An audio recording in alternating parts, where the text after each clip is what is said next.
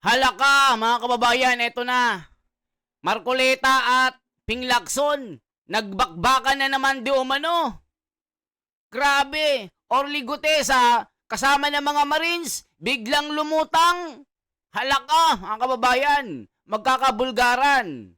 Dahil bali-balita, ayon sa pasabog ni Senador Amy, itong si Marin Gutesa ay babaliktad di umano. Halaka, mga kababayan. Pero, ibang expectation sa reality. Marcoleta, binakbakan na itong si Ping Lacson at Soto. Halaka, ibubulgar ng katotohanan. Marin Gutesa, stick to the basic or yung dating sinalaysay niya, ganun pa din, di umano. Halaka, totoo kaya ito? Pahiya si Lacson, pahiya si Tito Soto, mga bending dalo at school bukol.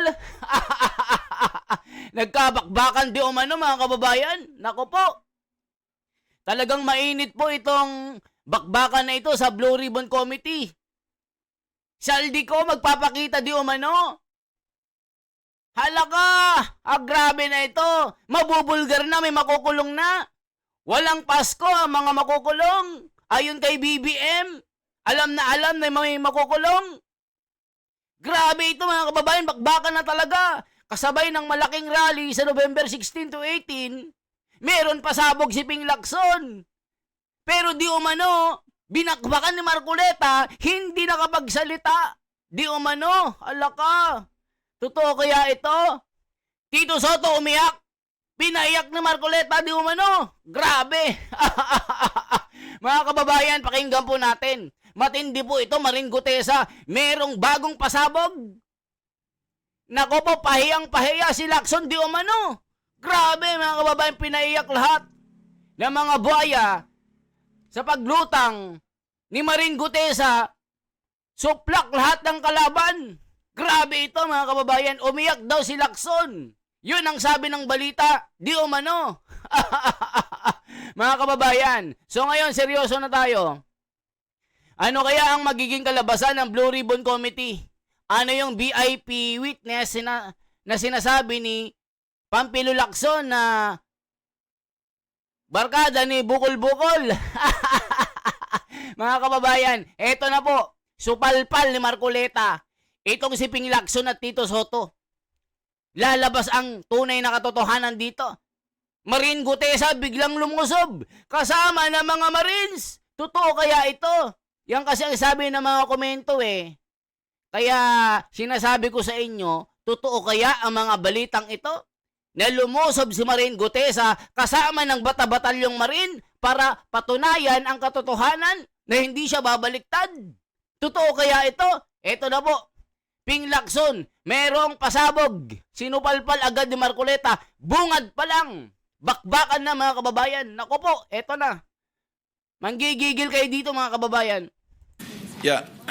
Before we proceed to the substantive discussions, the committee will deal first with some administrative matters.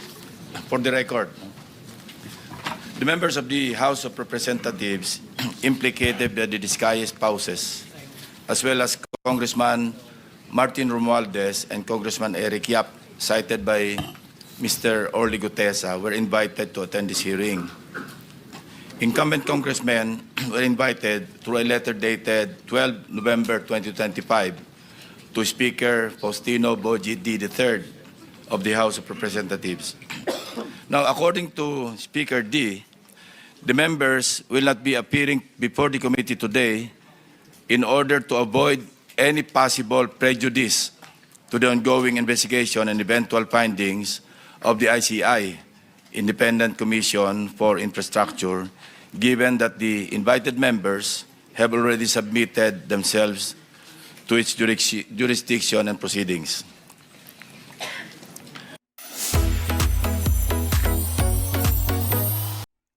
Ayan, mga kababayan, ako, matindi itong pasabog ni Ping Lacson. Magugulat lahat kayo. Kasi mukhang si Gutesa biglang darating, gugulatin lahat. Nako po, mga kababayan. Iiyak si Lacson dito.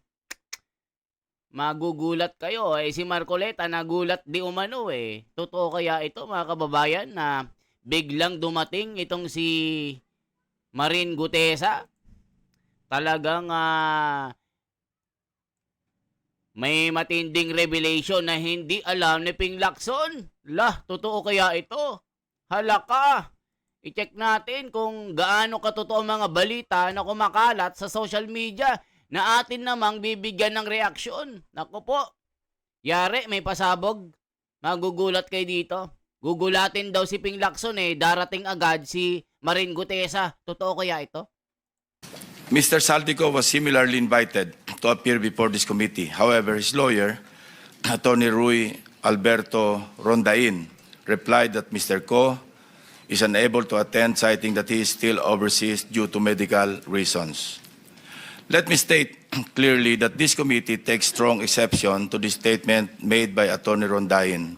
Specifically, his apprehension, and I quote, "I'm apprehensive that any statement he," referring to Mr. Saldico, "may give before the committee will, at best, preempt any defense he may set up."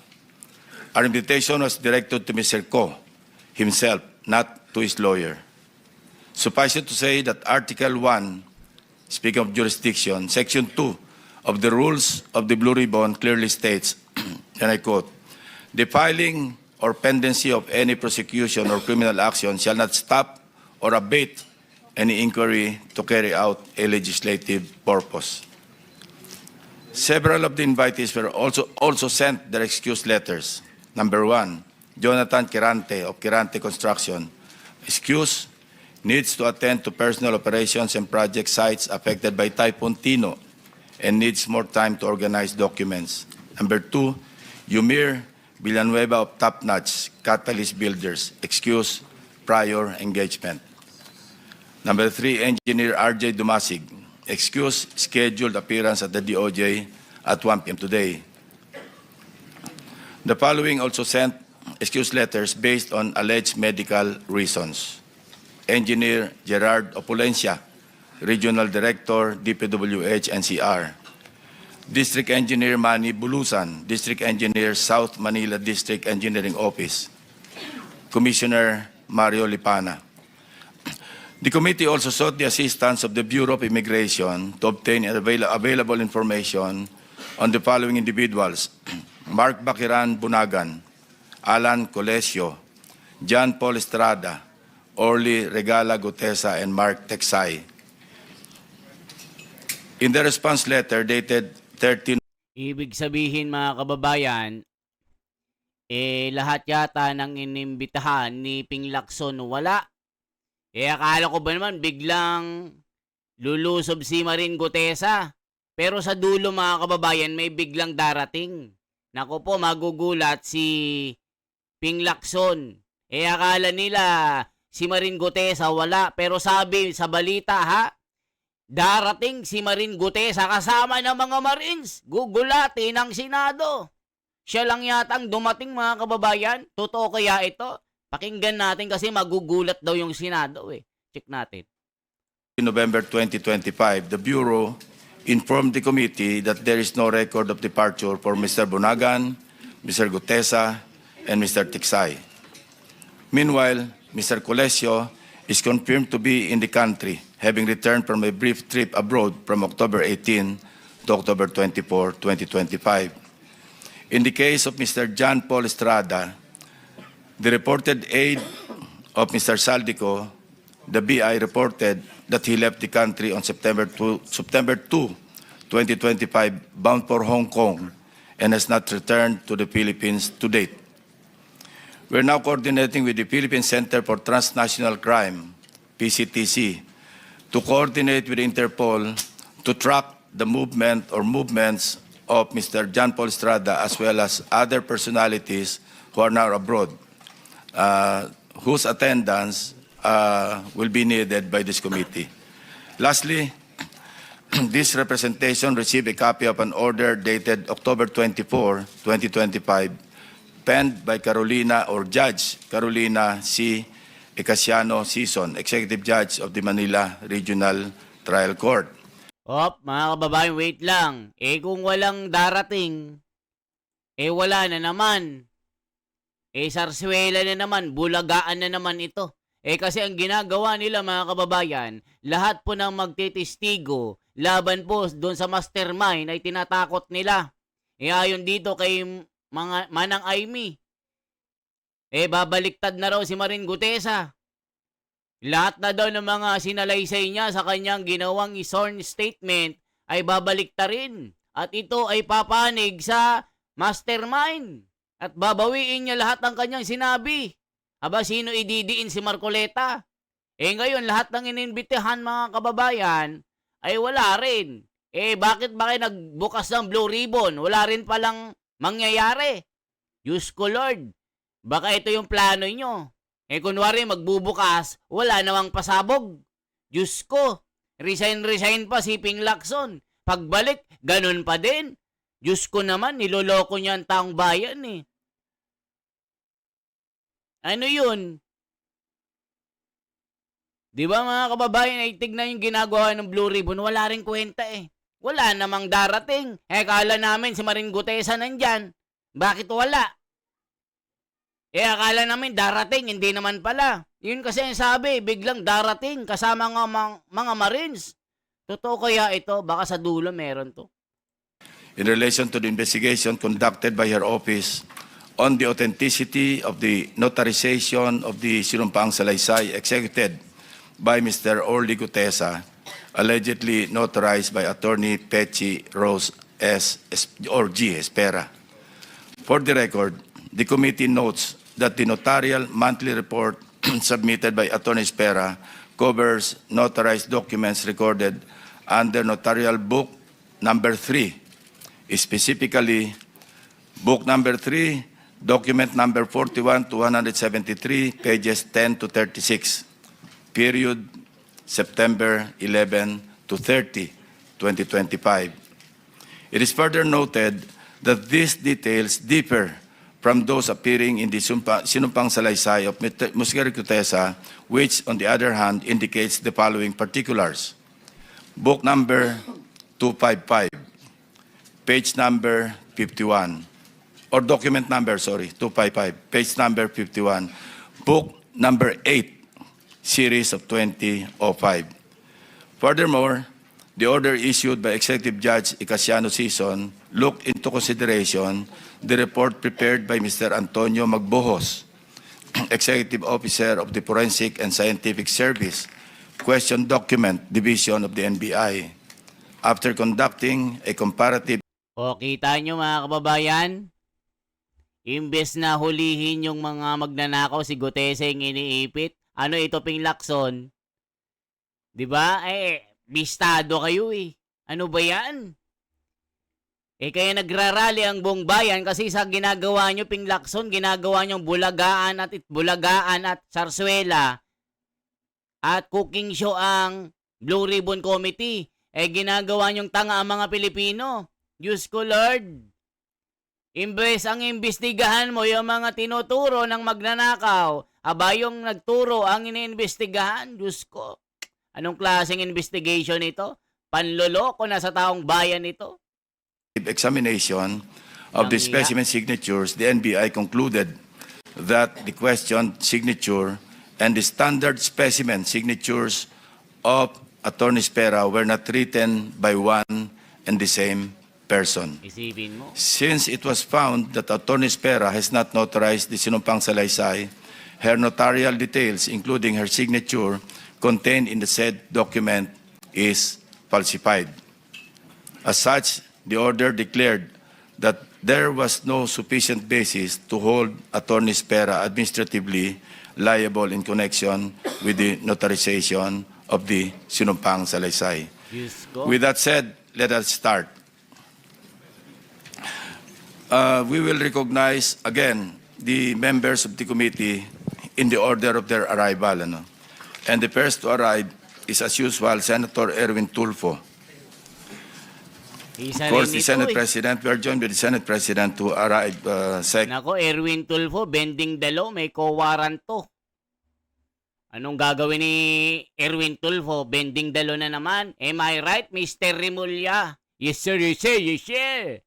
Anak ng tindi ng mga grupong ito. Kailangan talagang transparency and accountability for better democracy. Wala na. Mga kababayan, kayo nagrarally ng lahat. Ginagawang bobo mga Pilipino. Second. Then followed by Senator Ontiveros, Senator Pangilinan, Senator Marcoleta, Senator Bam Aquino. So, Senator Tulfo, you have the floor. Nako Thank po. you, Mr. Chair. Nako. I just have a quick statement, Mr. Chair. Distinguished members of the committee. The Professor Wina Guerra of UP Center for Integrated and Development Studies in their policy paper, Flood Control Fiasco. The policy reckoning for accountability in the Philippines revealed that our flood control failures stem not from lack of funds, but from absence of credible science, data, and accountability, and also, of course, of corruption. One of her recommendations is the revival of Project NOAA and its return to the Department of Science and Technology. Project NOAA once provided real-time hazards, rainfall, forecast, flood simulation, guided both national agencies and the Alam mo, Erwin Tulfo, kahit mag-islang-islang ka dyan, hindi mo bagay. Kita nyo, wala namang pasabog. Nasaan ang pasabog nyo?